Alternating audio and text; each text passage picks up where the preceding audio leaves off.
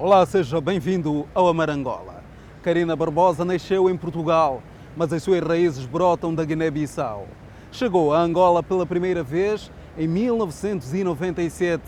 Ver modelos angolanos a brilharem nas principais passarelas internacionais enche de orgulho esta mulher que aposta no trabalho de equipa para atingir o sucesso. Tem acompanhado a evolução do país e já se sente angolana.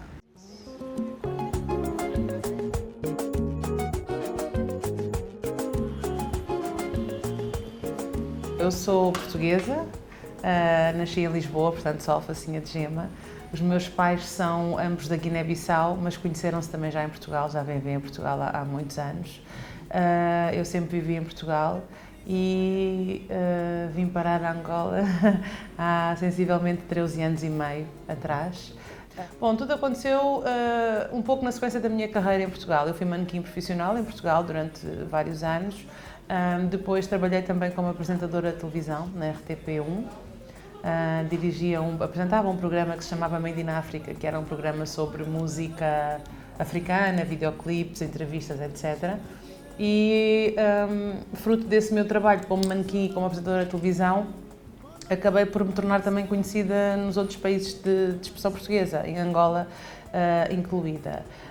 Paralelamente, um dos meus melhores amigos de há 20 anos é o Daniel Nascimento.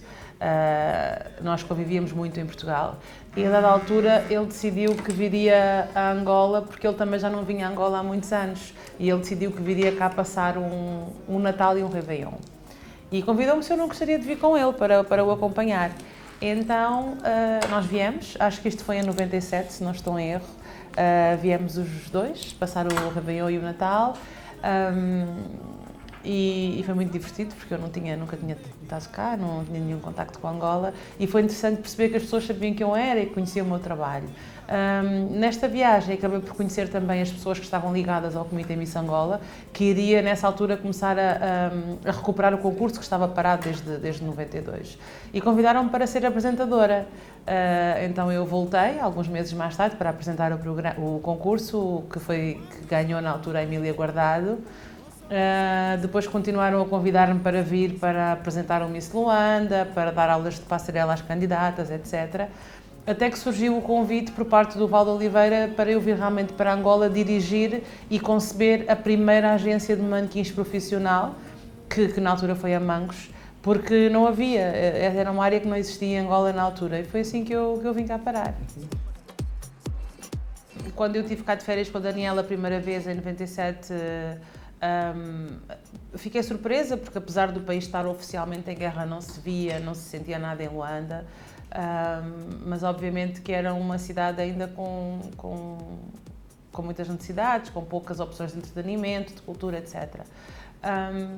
Eu abracei o projeto de abrir uma agência com muita alegria e com muita vontade, porque realmente era muito interessante começar uma coisa do zero num país onde não havia nada.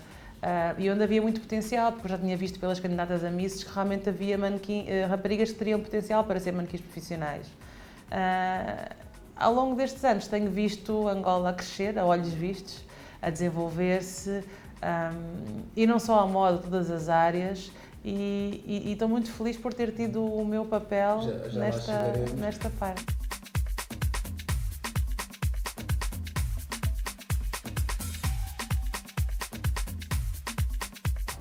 A Karina veio para Angola quem a trouxe eu, porque eu dizia sempre que ela tinha que conhecer a minha terra, então somos tão amigos. Eu disse, não, tens de conhecer o meu país, tens de conhecer Angola. E então surpreendia e ela estava assim, não sabia muito bem como é que se vinha, se não vinha, aquelas coisas da Karina Barbosa. E eu um dia telefonei-lhe e disse, olha, tu agora não tens como ir, eu já falei como não ir. Falei com meus pais, estão à tua espera porque querem te conhecer, estão sempre a ouvir falar de ti e não vais fazer essa desfeita.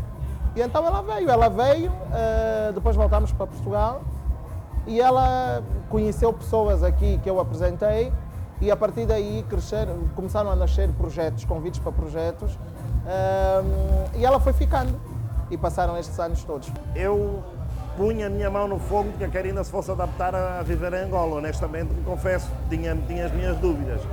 Mas depois, quando as coisas aconteceram, ela adaptou-se muitíssimo bem, assumiu o seu papel enquanto mulher do mundo, que eu acho que é importante passar esta informação de que hoje, mais do que nunca, as pessoas têm que se sentir cidadãos do mundo, e a Karina é uma cidadã do mundo, que está a residir em Angola porque gosta de estar aqui em Angola, porque criou raízes aqui em Angola.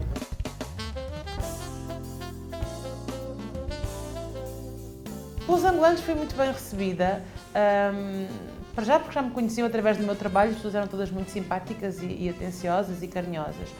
E depois porque havia muita curiosidade sobre o que eu vinha de facto cá fazer. Havia algum cepticismo porque as pessoas pensavam que não seria possível raparigas angolanas conseguirem ser manequins profissionais de nível internacional, porque era uma área muito nova.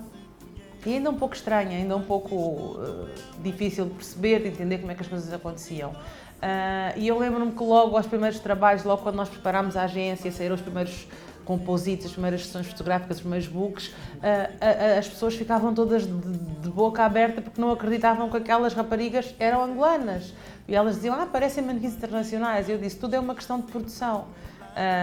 Qualquer rapariga no mundo pode ser manequim, é uma questão de ter potencial e ter uma boa produção por trás. Bom, eu na Mango estive realmente muito pouco tempo, tive aproximadamente 10 meses, porque a dada altura a visão e a estratégia dos donos da empresa não era compatível com a minha e eu era uma mera funcionária, eu era apenas a diretora da empresa, não era sócia nem proprietária. Então, como havia incompatibilidade em termos de ideias e de posturas, eu optei por apresentar a minha carta de demissão e na altura eu já conhecia o Kayaya Júnior. O Kayaya já produziu o Moda Luanda muito antes de eu vir para Angola. O Kayaya na altura estava a trabalhar com a Oscar Gil Produções e estavam a pensar criar uma agência de figurantes, porque foi na mesma altura que a TPA começou a apostar na ficção, nas minisséries, nas novelas, etc. E então, em conversa com o Kayaya, surgiu a ideia de juntarmos os dois e fazermos uma agência mais global, não só com os figurantes para televisão, mas também com manequins, com produção de eventos, etc. E assim surgiu o projeto STEP.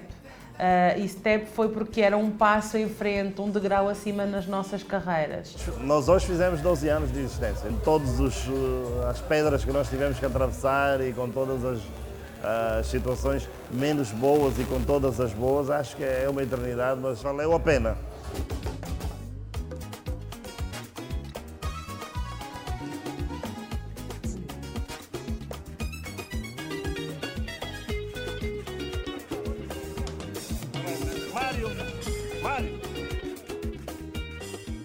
Bom, o Moda Luanda é um projeto antigo do Kayaya. O Kayaya também foi manequim em Portugal, antes de mim, e em Espanha, e em alguns outros países da Europa. E ele veio para Portugal, para Angola, antes de mim e começou a fomentar esta história da moda. Foi ele que lançou o Moda Luanda. Ao juntarmos e criarmos a STEP, o Moda Luanda criou ganhou uma consistência maior, uma dinâmica e uma dimensão maior e mais profissionalismo, tanto na seleção dos criadores, como dos manequins, como na própria estrutura e produção do evento. E vem crescendo desde então. Portanto, a STEP tem 12 anos, o Moda Luanda tem 16, quer dizer que o Kayaya fez parte sem mim.